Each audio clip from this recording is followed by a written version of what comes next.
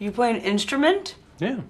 Can't believe I've never told you I play bass. Really? Oh yeah. I slapped the bass big time. Welcome to Watch Mojo, and today we're counting down our picks for the top 10 funniest movies of the 2000s.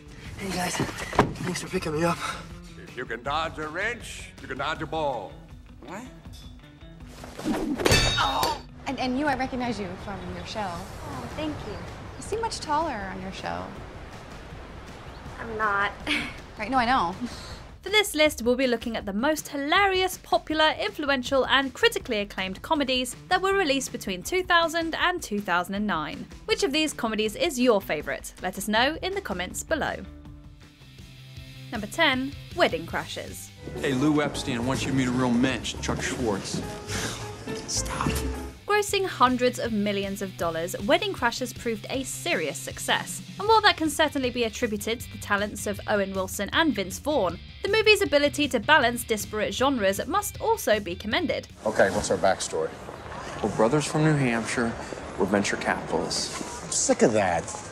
Let's be from Vermont, and let's have an emerging maple syrup conglomerate. At once a raunchy adult comedy and tender love story, Wedding Crashers goes for big laughs, mushy feelings, and even some tears. It also helped revive the R-rated comedy, with most of the humour deriving from suggestive dialogue and situations.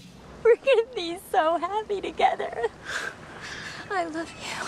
I'm sorry? Rounding out the incredible cast are Rachel McAdams, Isla Fisher, Christopher Walken, and a then relatively little-known Bradley Cooper. Its influence on the 2000s comedy landscape was pretty impressive. Share that with the Dalai Lama, jackass. Number 9, The Hangover.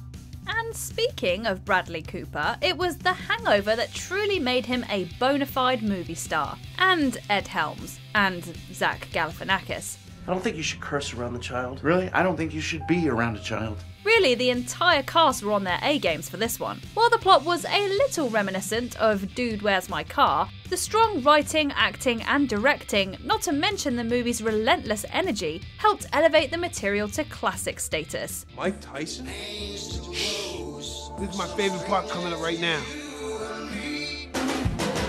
The humour is about as raunchy as one could expect from this type of movie, but that's certainly not a bad thing. When done right, raunchy humour can turn $35 million into nearly $500 million, and it can result in one of the most memorable comedy films of the decade. Is he missing a tooth? Yeah. Number 8, Step Brothers. Will Ferrell really kills it in a very specific style of comedy, and that style is perfectly encapsulated in Step Brothers. Hey, I never asked you. Yeah. Do you like guacamole? Ferrell stars alongside John C. Reilly as two adult men who become stepbrothers after their respective mother and father fall in love and get married. You better not go to sleep. As soon as your eyes shut, I'm gonna punch you square in the face. I hope you stay still when you sleep, because I'm putting a rat trap between your legs. This being a Will Ferrell comedy, these 40-year-old men generally act like they're 12 years old, and the movie prides itself on its gleeful immaturity. Hey Derek, you know what's always good for shoulder pain? What? If you lick my butthole. Snap! Ferrell and Riley clearly have a ton of fun together, and Ferrell gives himself a lot of goofy material. I didn't want salmon! I said it 4 times! There's no denying the talent and unhinged sense of juvenile fun on display throughout the movie. Number 7, Tropic Thunder.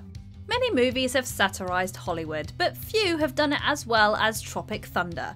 And you don't need to explain to me why you need TiVo, or clean water, clean sheets, food, shelter. And I fought for that in your contract, huh? Co-written and directed by Ben Stiller, Tropic Thunder is an uproarious movie that takes immense pleasure in ripping into Hollywood narcissism and self-aggrandizement, with Robert Downey Jr. turning in one of the all-time funniest performances as pretentious method actor Kirk Lazarus. Man, I don't drop character till I've done a DVD commentary. It proved so incredible that Downey was given an Academy Award nomination, a rarity for the comedy genre. Also of note is a nearly unrecognisable Tom Cruise, complete with a bold wig, glasses, giant hands, and enough quotable dialogue to fill a book. The universe is talking to us right now. You just gotta listen. Tropic Thunder has Hollywood laughing at itself, and it makes for tremendously funny and self-aware viewing. Number 6. Hot Fuzz. The creative team of Simon Pegg, Nick Frost and Edgar Wright has created some excellent films throughout the years, including the brilliant zombie comedy Shaun of the Dead. How's that for a slice of fried gold? Yeah, boy!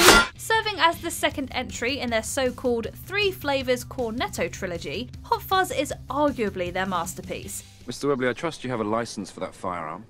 I don't for this one. Does for this one. He does for this one. The movie is a hilarious send-up of extravagant action and buddy cop movies, but it also serves as a captivating action movie in its own right. Hot Fuzz often cycles through different comedy styles, ranging from action movie parody to clever wordplay to goofy slapstick, and everything pretty much works wonderfully. Mr. Staker. Yeah, Mr. Peter Ian Staker. P.I. Staker. Yeah. Right. Piss taker. Come on! Yes, Mr. Staker. We'll do everything we can. Can you describe it to me? It's about 2 foot tall, long, slender neck. Yeah. Kind of orange and black bill. Even the mere concept of a Hollywood action blockbuster taking place in a quaint English village is funny. Parodies don't get much smarter or funnier than this. Number 5. The 40-Year-Old Virgin. This hilarious and groundbreaking comedy served as Judd Apatow's Hollywood directorial debut, starting a wave that is still reverberating through the comedy landscape. I dated this girl for a while and she was really a nasty freak. She just loved to get down with sex all the time. She was like, any time of day, she was like, yeah, let's go. I'm so nasty. Co-written by Apatow and Steve Carell, the movie was a gut-busting yet surprisingly tender examination of lead character Andy Stitzer's man-child tendencies and titular virginity. The movie and its unique brand of improvisational comedy was enormously influential. You ready? Yep. It launched Apatow's career in film, turned Steve Carell into a movie star, and introduced movie audiences to the now popular Apatow crew, including the likes of Paul Rudd and Seth Rogen. Well played, sir. Okay, thank you. No problem, man. Go get him. It's a comedy classic, it's enormously influential, and it defines the mid-2000s comedy scene. Number 4. Mean Girls. On October 3rd, he asked me what day it was. It's October 3rd. For a comedy made in 2004, it's amazing how popular and relevant Mean Girls remains. Written by Tina Fey and accurately capturing the cutthroat nature of high school cliques, Mean Girls is packed to the brim with memorable quotes, many of which are still being memed and quoted on the internet to this day. Glen Coco? Fought for you, Glen Coco. You go, Glen Coco. October 3rd has been deemed Mean Girls Day. The White House has tweeted photos in reference to the film, and various politicians have utilised quotes and GIFs from the movie on social media. Why are you so obsessed with me? It's clear that Mean Girls speaks to all, regardless of its high school setting. There's just something inherently universal about its themes, characters, and wonderful sense of humour. That is so fetch. Gretchen, stop trying to make fetch happen. It's not going to happen. Number 3. Anchorman, The Legend of Ron Burgundy. 1 year prior to The 40-Year-Old Virgin, both Paul Rudd and Steve Carell starred in the hilarious Anchorman, opposite a top-of-his-game Will Ferrell. Loud noises! Ferrell plays a misogynistic and egotistical San Diego anchorman, and he is joined by a stellar supporting cast who help fill the movie with personality and laughs. Like most Will Ferrell and Adam McKay movies, Anchorman is both unabashedly goofy and filled with quotable lines. Do you know who I am? No, I can't say that I do. I don't know how to put this, but I'm kind of a big deal. Really? People know me. Ferrell told Entertainment Weekly that Anchorman is the most satisfying thing I've ever done, and that Ron Burgundy was his personal favourite character. It's not hard to see why. They've done studies, you know. The movie is a laugh-a-minute riot, the humour deriving from typical Ferrell-McKay silliness and woefully outdated cultural attitudes. Number 2. Superbad. Would you say his mouth was wider, open, a gap? Seth Rogen really came of age in the 2000s. He wrote and starred in a number of popular films, including 2008's Pineapple Express, which showcased James Franco's comedic talents on the silver screen. But one movie will always define his career, and that movie is Superbad. The movie had actually been written years prior, when both Rogen and his writing partner, Evan Goldberg, were teenagers. Their youthful energy and high school experiences helped lend Superbad an air of teenage authenticity that is rarely captured on film. I love you. I'm not even embarrassed to say it. I love you. I'm not embarrassed. Love you. I love you.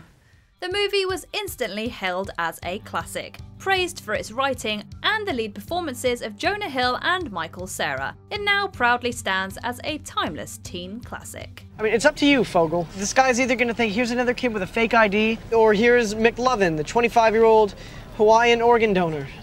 Okay, so what's it gonna be? I am McLovin. Before we unveil our top pick, here are a few honourable mentions. Napoleon Dynamite. This charming comedy became a cultural phenomenon. Are you serious? I'm dead serious. School of Rock. Jack Black kicks out the jams. What's up with the stiffness, man? You're looking a little robotronic. Okay, let's grease up the hinges and listen. Loosey-goosey, baby. Loosey-goosey. Jackass number 2. The apotheosis of the hilarious and crazed Jackass formula. What? LA. Yeah? Don't do what? Don't drink out in public. You don't drink out in public? No. Well, maybe you should start, bub. Zoolander. Ben Stiller striking comedy gold again. But why male models? You serious? I just told you that a moment ago. Meet the Parents. More Stiller, along with a hilarious Robert De Niro. And Ben took the saucer and fed it to Geppetto. That's what I named him, Geppetto. I had no idea you could milk a cat. Oh yeah, you can milk anything with nipples. I have nipples, Greg. Could you milk me? Before we continue, be sure to subscribe to our channel and ring the bell to get notified about our latest videos. You have the option to be notified for occasional videos or all of them. If you're on your phone, make sure you go into your settings and switch on notifications.